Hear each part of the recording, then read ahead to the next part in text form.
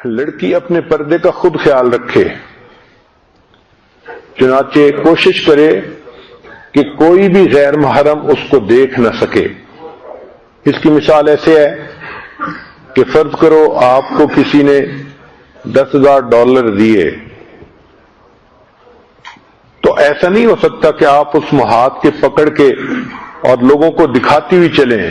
آپ کو پتہ ہے کہ اگر چور لٹیرے دیکھیں گے تو میرے ہاتھ سے چھین کے بھاگ جائیں گے، بلکہ لوگ تو مال چھیننے کے لیے جان سے بھی مار دیتے ہیں۔ تو اگر مال پیسہ اتنا ہے کہ لوگوں کو چھپاتے ہیں، اس کو پرس کے اندر جو اندر کی جیب ہوتی ہے عورتیں اس میں ڈالتی ہیں کہ کسی کی نظر ہی نہ جائے کہ اس کے پاس کتنے پیسے ہیں۔ جس طرح مال کی حفاظت کر رہی ہیں، اسی طرح اپنی عزت کی بھی حفاظت خود کرنی پڑتی ہے۔ ایک صاحب تھے، وہ پردے کے بڑے مخالف تھے اور بیٹی کو پردہ بھی نہیں کرنے دیتے تھے۔ چنانچہ ایک دن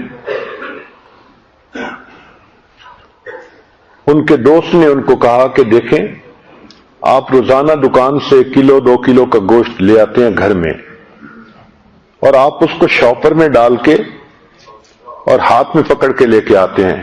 اس نے کہا آج آپ ایسا کریں کہ اس کو ایک ٹرے میں ڈالیں اور سر پہ رکھ کے لے کے آئیں۔ چنانچہ جب اس نے گوشت کو سر پہ رکھا ٹرے میں ڈال کے، تو دکان سے نکلنے کی دیر تھی، کوے آ گئے اور انہوں نے ان بوٹیوں کو اٹھا کے لے جانا شروع کر دیا۔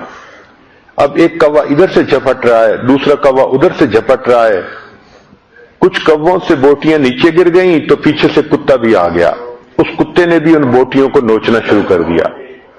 اب وہ جو گھر پہنچے تو ان کی پلیٹ میں ایک بوٹی بھی باقی نہیں تھی۔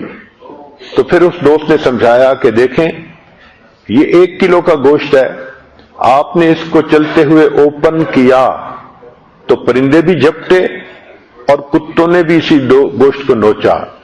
تو اگر آپ کی بیٹی جو ماشاءاللہ 60 کلو کی ہے، 50 کلو کی ہے، وہ اگر بے پردہ ہو کر پھرے گی تو پھر عزت کے لٹیرے جو کوے ہیں وہ اس پر بھی جھپٹیں گے، اور جو عزت کے لٹیرے کتے ہیں وہ اس کے پیچھے بھاگیں گے اور اس کو نقصان پہنچائیں گے۔